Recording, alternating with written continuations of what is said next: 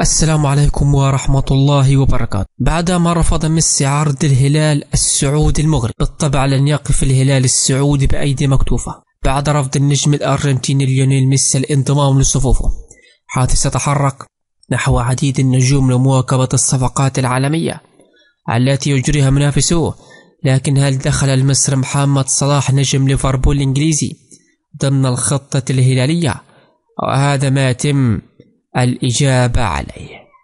وردا على هذه الصفقة، تداولت بعض التقارير خلال الساعات القليلة الماضية أنباء عن تقديم الزعيم الهلالي عرضا لصلاح مقابل 1,100,000,000 يورو، حيث علم مصدر في الجول من مصادر سعودية قوية أن صلاح حتى الآن اقترب كثيرا من التوقيع لنادي الهلال السعودي خلال الميركاتو الصيفي الجاري.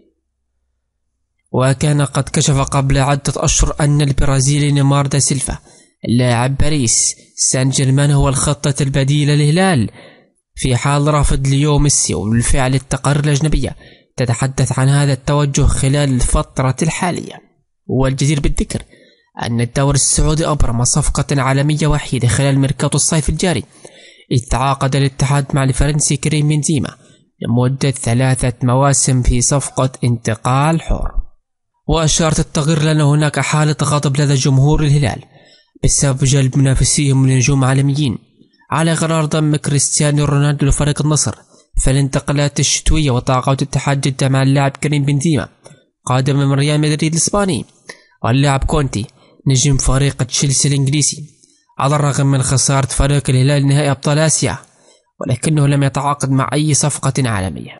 وطالبت جماهير الهلال بتحرك عاجل نحو التعاقد مع نجم عالم لقيادة الفريق خلال موسم مقبل.